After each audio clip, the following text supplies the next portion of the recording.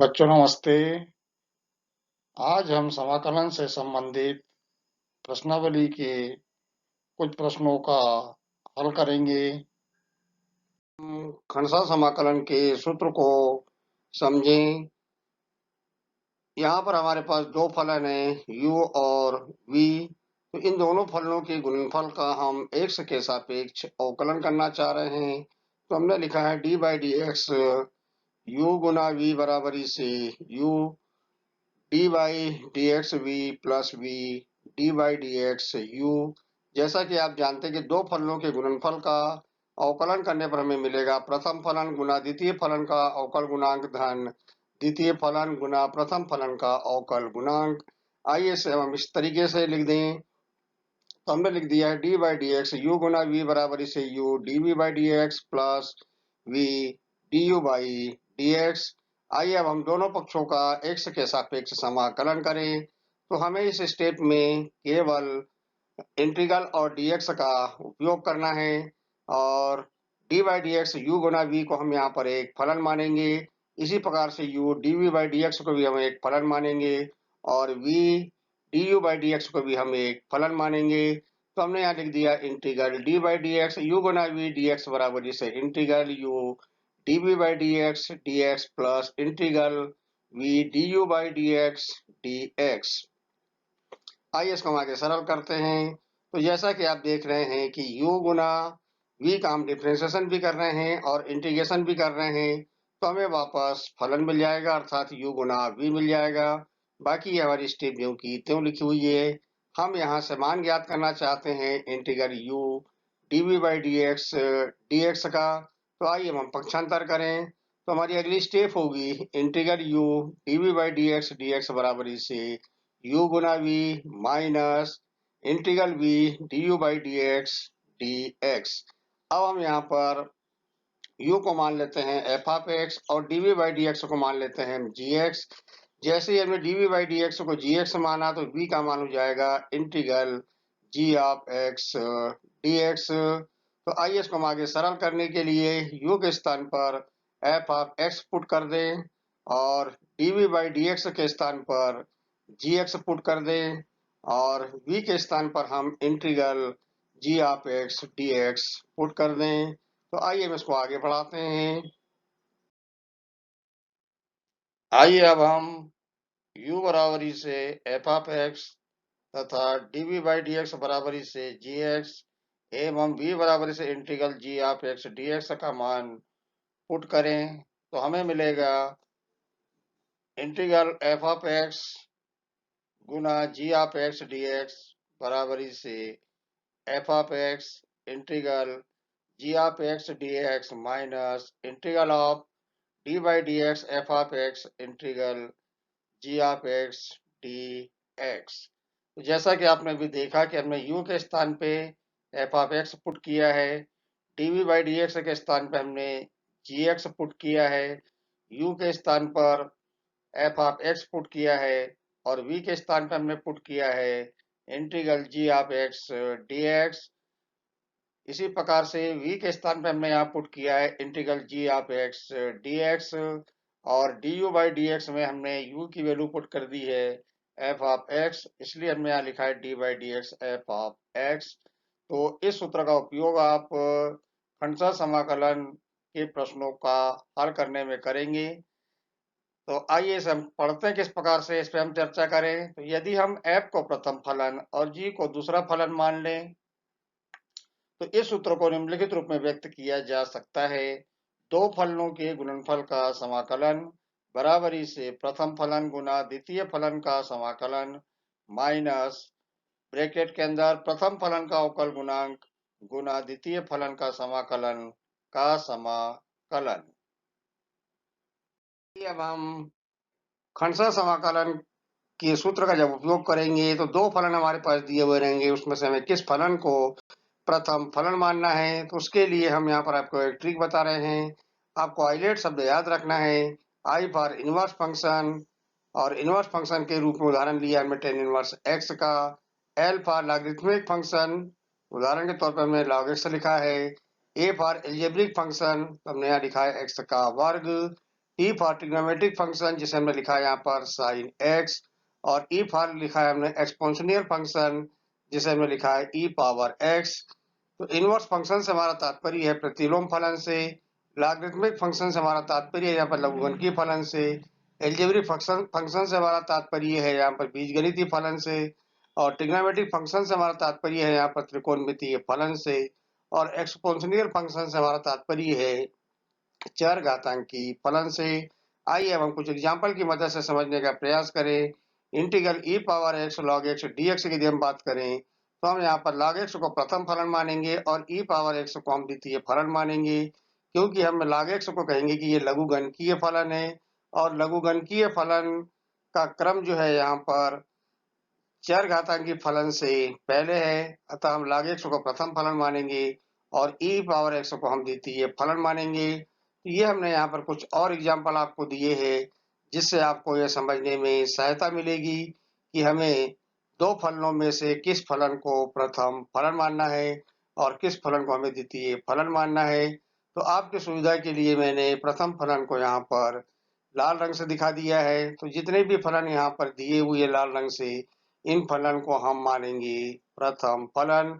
यदि मैं प्रश्न नंबर 6 की बात करूं कि integral x square sine x dx की बात करूं, तो जैसा कि आपको पता है कि एक्स स्क्वायर जो है वह बीजगणितीय फलन है, साइन एक्स को हम कहेंगे कि ये त्रिकोणमितीय फलन है। तो हम यहाँ पर देख रहे हैं कि एल्जेब्रिक फंक्शन का क्रम पहले है और त्रिकोणमितीय फलन का क्रम बाद में है, इसलिए हम एक्स स्क्वायर को मानेंगे यहाँ पर प्रथम फलन और साइन एक्स को हम मानेंगे यहाँ पर द्वितीय फलन। आइए अब हम खंडशः समाकलन के सूत्र का उपयोग करते हुए एक प्रश्न को हल करें। प्रश्न कुछ इस प्रकार से है, integral e power x sine x dx का मान ज्ञात कीजिए। यहाँ पर हमारा तात्पर्य है कि हमें e power x sine x का x के सापेक्ष समाकलन करना है। तो हम सबसे पहले मान लेते हैं माना कि i बराबरी से integral e power x sine x dx। ये फार्मूला अभी हमने सीखा है, देखा है इस फार्मूले को।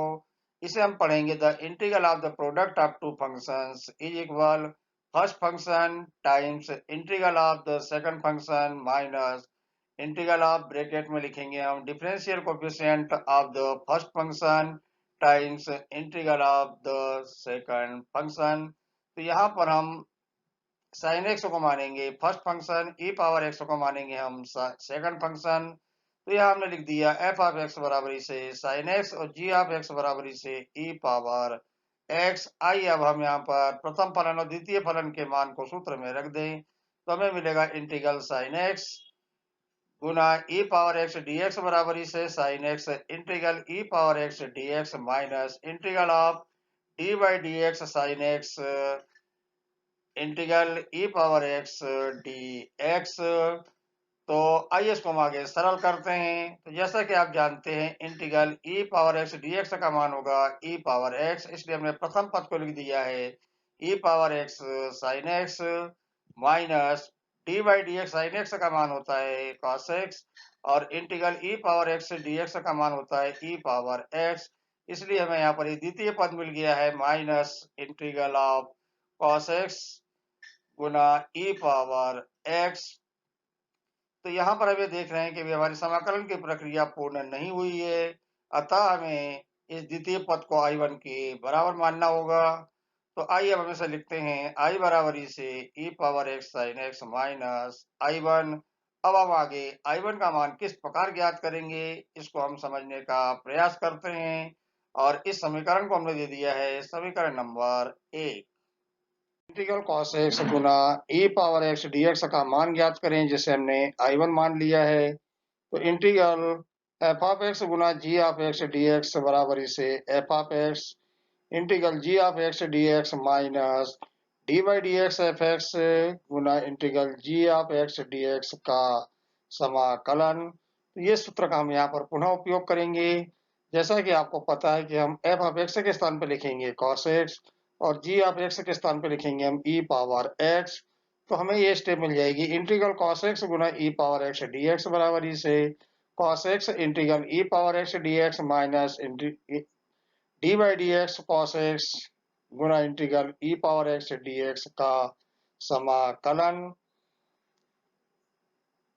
चूंकि हमने इंटीग्रल cos x गुना ई पावर एक्स dx को I1 माना है, इसलिए हमें यहाँ पर स्टेप मिलेगी I1 बराबर ही से e power x cos x plus integral e power x sin x dx।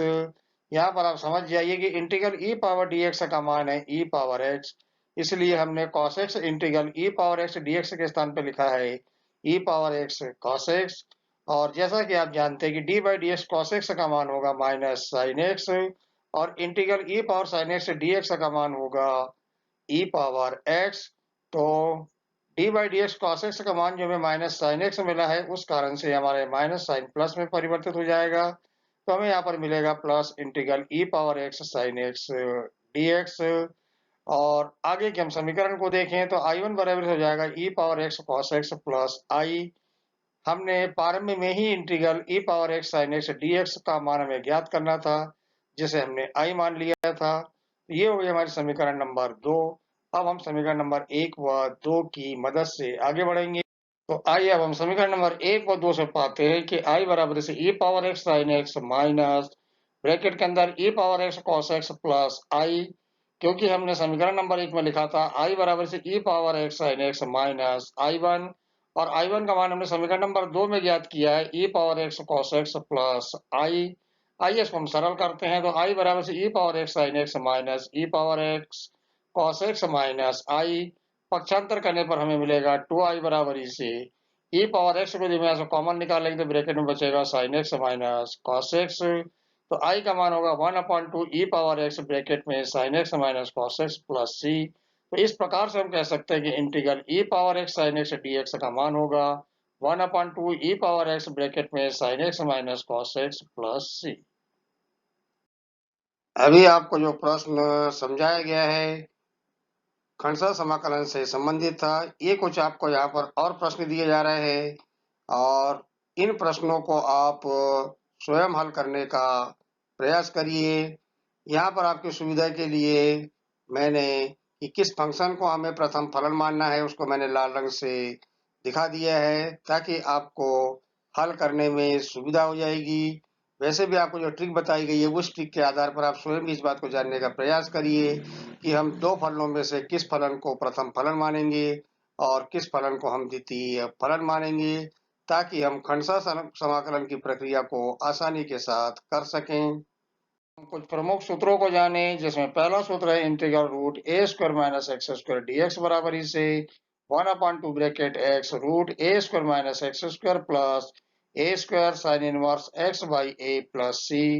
दूसरा सूत्र है integral root a square plus x square dx बराबर ही से 1/2 ब्रैकेट में x root a square plus x square plus a square log mod x plus root a square plus x square plus C. तीसरा सूत्र है integral root x square minus a square dx बराबर ही से 1/2 bracket में x root x square minus a square log mod x plus root x square plus a square plus सी। तो ये तीनों बड़े उपयोगी सूत्र है और इनसे संबंधित हम कुछ प्रश्नों को हल करेंगे और इनमें से कुछ सूत्रों को हम सिद्ध करने का भी प्रयास करेंगे। Integral root a square minus x square dx का मान ज्ञात करें। तो माना कि I बराबर से integral root a square minus x square dx, हम x के स्थान पर यहाँ प्रतिस्थापित करेंगे a sin थीटा। तो आइए अब हम दोनों पक्षों का थीटा के सापेक्ष अवकलन करें। तो dx बाई डी थीटा बराबर से d by d theta bracket में a sin थीटा को हम सरल करेंगे तो हमें मिलेगा dx बाई डी थीटा बराबर से a cos थीटा, क्योंकि d by d theta a sin theta का मान होगा a cos थीटा। हमें dx का मान चाहिए तो dx का मान हमें यहाँ से मिलेगा a cos theta d theta. तो आइए अब हम x व dx का मान समीकरण नंबर 1 में रखें। तो I बराबर से integral root a square minus bracket में a sin थीटा का वर्ग गुना a cos theta d theta. आइए इसको हम आगे सरल करते हैं। तो integral root a square minus a square sine square theta a cos theta d theta, आगे सरल करने पर हमें मिलेगा a integral root 1 minus sine square theta a cos theta d theta. आगे सरल करने पर हमें मिलेगा a square integral root cos square theta d theta. तो इस प्रकार से हमें मिल गया यहाँ पर a square integral cos square theta d theta. तो आइए अब हम integral cos square theta d theta का मान ज्ञात करें। हम जानते हैं कि 2 cos स्क्वायर थीटा बराबर इसे होता है 1 प्लस cos 2 थीटा। हमें cos स्क्वायर थीटा का मान चाहिए, तो हमें मान मिलेगा 1 प्लस cos 2 थीटा बटे में 2। तो अगली स्टेप हमारी होगी आई बराबर इसे a square integral 1 plus cos 2 theta बटे में 2 d थीटा। अगली स्टेप होगी a square upon 2 integral 1 d theta plus integral cos 2 theta d theta. क्योंकि यहाँ पर दो पद है अंश में, इसलिए हम इन दोनों पदों का अलग अलग थीटा के सापेक्ष समाकलन करेंगे। तो हमें मिलेगी अगली step a square upon 2 integral 1 D theta के स्थान पे हम थीटा लिखेंगे, integral cos 2 theta d theta के स्थान पे हम sin 2 थीटा अपॉन 2 लिखेंगे। आइए इसको हम आगे सरल करते हैं। तो a स्क्वायर अपॉन 2 ब्रैकेट में थीटा प्लस sin 2 थीटा के स्थान पे हमने लिख दिया 2 sin थीटा और cos थीटा बटे में 2 ज्यों का त्यों रहेगा, प्लस c भी लिख दिया। अगली स्टेप में हम cos थीटा के स्थान पे लिख रहे हैं root 1 minus sine square theta. तो अब हम इसे आगे सरल करने के लिए थीटा का मान रख देंगे और साइन थीटा का मान रख देंगे।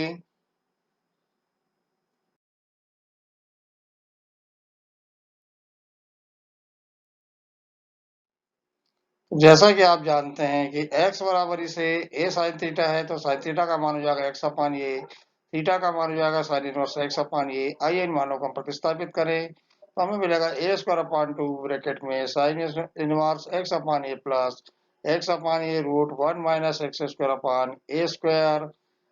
हमने इस द्वितीय पद को सरल करते हुए यहाँ लिख दिया है x upon a root a square minus x square upon a square, और प्रथम पद को हमने यहाँ लिख दिया है sine inverse x upon a. आइए इसको हम आगे सरल करते हैं, तो ए स्क्वायर का हम गुणा कर देंगे, तो हमें मिलेगा 1 अपान 2 ब्रैकेट में ए स्क्वायर एक्स बटे में ए गुना root a square minus x square बटे में a plus a square sine inverse x upon a plus C. यदि इसको हम सरल करेंगे तो हमें मिलेगा 1 अपान 2 ब्रैकेट में x root a square minus x square plus a square sine inverse x upon a plus सी। तो इस प्रकार से हम कह सकते हैं कि integral root a square minus x square d x का मान होगा 1 अपॉन 2 ब्रैकेट में x root a square minus x square plus a square sine inverse x upon a plus c. आइए अब हम integral root a square plus x square d x का मान ज्ञात करें। तो माना कि आई बराबर इसे integral root a square plus x square d x, इसे हमने समीकरण नंबर 1 कह दिया है। हम यहाँ पर एक्स के स्थान पे पुट करेंगे ए टेन थीटा। यदि इसका हम थीटा के सापेक्ष अवकलन करेंगे तो हमें मिलेगा D x by d theta बराबर इसे D by d theta A tan theta. जैसा कि आप जानते हैं कि D by d theta A tan theta का मान होगा ए सेक स्क्वायर थीटा। हमें तो dx का मान चाहिए, तो dx का मान हमें मिलेगा a sec square theta d theta. तो आइए अब हम x और dx का मान समीकरण नंबर 1 में पुट करें। तो x और dx का मान समीकरण नंबर 1 में रखने पर i बराबर इसे integral root a square plus bracket में ए टेन थीटा का वर्ग गुना a sec square theta d theta. आगे इसको हम सरल करेंगे तो हमें मिलेगा a square integral sec cube theta d theta. इसे हमने समीकरण नंबर 2 दे दिया है। आइए अब हम आई बराबर इसे a square integral sec square theta d theta इसे लिखें, क्योंकि हमें integral sec cube theta d theta का खंडशः समाकलन की मदद से मान ज्ञात करना है। इसलिए हम यहाँ पर सेक थीटा को प्रथम फलन मानेंगे और सेक स्क्वायर थीटा को हम द्वितीय फलन मानेंगे। तो आइए हम देखते हैं कि आगे इसे हम किस प्रकार से हल करेंगे। Integral sec cube theta d theta का मान ज्ञात करें। जैसा कि अभी आपको बताया गया कि हम सेक थीटा को प्रथम फलन मानेंगे, सेक स्क्वायर थीटा को हम द्वितीय फलन मानेंगे। तो आई बराबर इसे ए स्क्वायर हम यहाँ लिखेंगे प्रथम फलन गुना द्वितीय फलन का समाकलन माइनस प्रथम फलन का अवकल गुणांक गुना द्वितीय फलन का समाकलन का समाकलन। तो आइए इसको हम आगे सरल करते हैं। तो integral sec square theta d theta के स्थान पे लिखेंगे tan theta, d by d theta sec theta के स्थान पे लिखेंगे सेक थीटा टेन थीटा, और integral sec square theta d theta के स्थान पे लिखेंगे टेन थीटा। आइए इसको आगे हम और सरल करते हैं। तो टेन थीटा से हम टेन थीटा का गुना करेंगे अगली स्टेप में, तो हमें मिलेगा टेन स्क्वायर थीटा। अगली स्टेप में हम टेन स्क्वायर थीटा के स्थान पे लिखेंगे sec square theta minus one. पुनः अगली स्टेप में हम सेक थीटा का गुना करेंगे sec square theta minus one से, तो हमें मिलेगा sec cube theta minus sec theta. तो इस प्रकार से हमारी ये स्टेप मिल गई ए स्क्वायर ब्रैकेट में sec theta tan theta minus integral bracket के अंदर sec cube theta minus sec theta d theta. हम आगे सरल करते हैं। तो आई बराबर से ए स्क्वायर ब्रैकेट में sec theta tan theta minus integral sec cube theta d theta plus integral sec theta d theta. A square का गुणा करने पर हमें अगली स्टेप मिलेगी a square sec theta tan theta minus a square integral sec cube theta d theta plus a square log mod sec theta plus tan theta. हमने यहाँ पर integral sec theta d theta का मान रख दिया है log mod sec theta plus tan theta. तो अगली स्टेप फिर हो जाएगी आई बराबर से a square sec theta tan theta minus, जैसा कि आपको पता है कि a square integral sec cube theta d theta को हमने आई माना था, इसलिए हमने यहाँ पर आई पुट कर दिया है। तो अब हमारी अगली स्टेप हो जाएगी माइनस आई का पक्षांतर करने पर टू आई बराबर से ए स्क्वायर टेन थीटा को हमने ज्यों का त्यों लिखा, सेक थीटा के स्थान पे यहाँ लिख रहे हैं root one plus tan square theta plus a square log tan theta को हमने यहाँ पर भी ज्यों का त्यों लिखा है मॉड के अंदर, और सेक थीटा के स्थान पे हम लिखेंगे root one plus tan square theta. जैसा कि आपको पता है कि हमने एक्स को माना है ए टेन थीटा, तो टेन थीटा का मान हो जाएगा एक्स अपान ए। तो टेन थीटा का मान एक्स अपान ए रखने पर तो टू आई बराबर हो जाएगा ए स्क्वायर गुना x upon a root one plus x upon a whole square plus log mod x upon a plus root one plus x upon a whole square. तो हमने इस स्टेप में टेन थीटा के स्थान पर x upon ए रखा है, तो हमें ये स्टेप प्राप्त हो गई है। आइए इसको आगे हम और सरल करते हैं। आइए अब हम इसे आगे सरल करें। तो आई बराबर से वन अपॉन टू ब्रैकेट में ए स्क्वायर गुना x upon a square root a square plus a square log mod x upon a plus root a square upon ए। अगली स्टेप में हमने x upon a plus root a square upon ए के स्थान पे लिख दिया है x plus root a square upon ए। हम यहाँ पर लॉग का नियम लगा देंगे, लॉग एम बटे एन बराबर से होता है log m minus log n. तो आइए अगली स्टेप को हम देखें। तो आई बराबर से हमें मिलेगा one upon two x root a square a square log mod में x plus root a square plus x square minus one upon two a square log mod a plus c one. आइए अब हम c one minus one upon two a square log mod a के स्थान पर c लिख दें, तो हमें integral root a square plus x square d x का मान मिल जाएगा वन अपॉन टू ब्रैकेट में x root a square plus a square log mod x plus root a square plus c. आप अपनी सुविधा के लिए यदि चाहे तो इस प्रकार के विशेष सूत्रों को इस प्रकार से भी पढ़ सकते हैं। इंटीग्रल फंक्शन डी एक्स बराबर से one upon two x function plus a square log mod x plus function plus सी। तो इस तरीके से पढ़ने से आपको लिखने में और याद करने में काफ़ी आसानी हो सकती है। आइए अब हम फलन root x square plus four x plus six का एक्स के सापेक्ष समाकलन ज्ञात करें। तो आपको ये पता होना चाहिए कि जब हम x square plus four x plus six को पूर्ण वर्ग विधि से वर्ग के रूप में लिखने का प्रयास करेंगे, तो एक्स वर्ग plus four x plus six के स्थान पर हम लिखेंगे एक्स का वर्ग धन चार एक्स धन दो का वर्ग माइनस दो का वर्ग धन छः। आपको यहाँ पर याद रखना है कि इस दी घातीय बहुपद में x का गुणांक 4 है, तो 4 का आधा 2, तो 2 के वर्ग को हमने यहाँ पर जोड़ा है और 2 के वर्ग को हमें घटाना है। तो आपको यहाँ पर याद रखना है कि x के गुणांक का आधा करिए और उसका फिर वर्ग करिए और उसे आप जोड़ भी दीजिए और घटा भी दीजिए। तो अब हमें इसे सरल करने पर मिलेगा x प्लस 2 का स्क्वायर प्लस रूट 2 का स्क्वायर।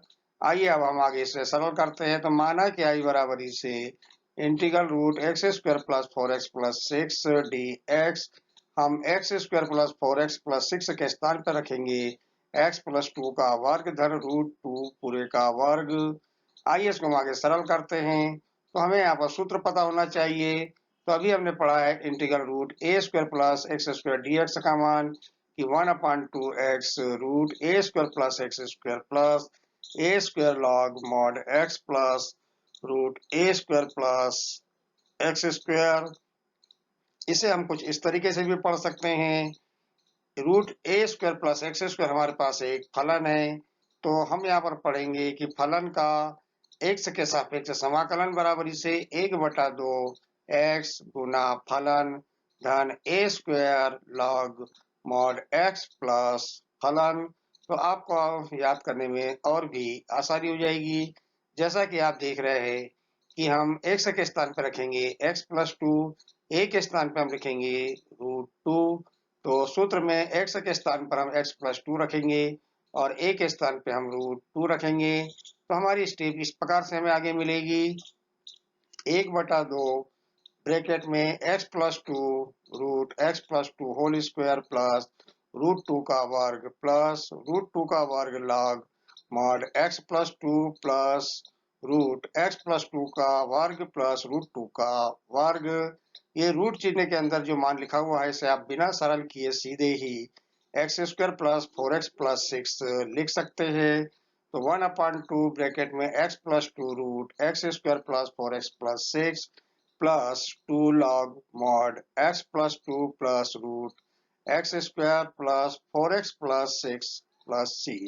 तो इस प्रकार से हम कह सकते हैं कि फलन root x square plus 4x plus 6 का x के सापेक्ष समाकलन का मान इस प्रकार से होगा जिसे हमने ज्ञात कर लिया। और सरल करें। फलन root 1 plus 3x minus x square का x के सापेक्ष समाकलन कीजिए। तो माना कि आई बराबरी से integral root 1 plus 3x minus x square dx। पूर्ण वर्ग बनाने के लिए हम 1 plus 3x minus x square के स्थान पर लिखेंगे माइनस ब्रैकेट में x square minus 3x minus 1 minus x square bracket के अंदर x square minus 3x plus 3/2 का स्क्वायर माइनस 3/2 का स्क्वायर माइनस 1। अभी मैंने आपको बताया कि x का गुणांक यहाँ पर 3 है, 3 का आधा हो जाएगा 3/2 और उसका हम वर्ग को जोड़ेंगे भी और घटाएंगे भी। तो हम यहाँ पर लिखेंगे x माइनस 3/2 का वर्ग माइनस रूट 13/2 पूरे का वर्ग। तो आइए हम अगली स्टेप को देखें। यहाँ पर क्योंकि यहाँ माइनस साइन पहले लगा हुआ है इसलिए हम यहाँ लिख देंगे इसे रूट 13/2 पूरे का वर्ग माइनस ब्रैकेट के अंदर x माइनस 3/2 पूरे का वर्ग और सूत्र का उपयोग करेंगे हम integral root a square minus x square dx वाले सूत्र का। इसका मान होता है 1/2x root a square minus x square plus a square sine inverse x upon a plus सी। तो सूत्र में हम x के स्थान पर x माइनस 3/2 रखेंगे, a के स्थान पे हम रूट 13/2 रखेंगे। तो ऐसा करने पर हमें अगली स्टेप मिलेगी। आइए इस अगली स्टेप को हम देखें। आइए इसे हम आगे सरल करें। तो आई बराबर इसे इंटीग्रल रूट 13/2 का वर्ग माइनस x माइनस 3/2 पूरे का वर्ग dx।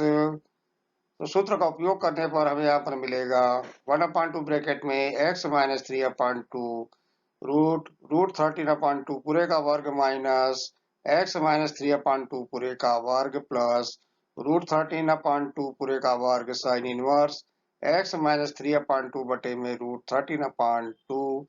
जैसा कि आपको पता होना चाहिए कि यहाँ पर रूट के अंदर जो मान मिला हुआ है ये हमारे फंक्शन से संबंधित है, अतः इसे बिना ही सरल किए हम सीधे लिख सकते हैं 1/2 ब्रैकेट में x minus 3/2 root 1 plus 3x minus x square plus 13/4 sine inverse 2x minus 3/रूट 13 प्लस c। तो इस प्रकार से हम कह सकते हैं कि integral root 1 plus 3x minus x square dx का मान होगा 2x minus 3/4 root 1 plus 3x minus x square plus 13/8 sine inverse 2x minus 3/रूट 13 प्लस c। हमने यहाँ पर 1/2 का इन दोनों पदों में गुना करके integral root 1 plus 3x minus x square dx का मान ज्ञात कर लिया। बच्चों, आज आपको जो प्रश्न हल कराए गए हैं, मैं आपसे आशा करता हूं कि इन प्रश्नों को आप हल करने का प्रयास करें। आपको मेरी ओर से धन्यवाद।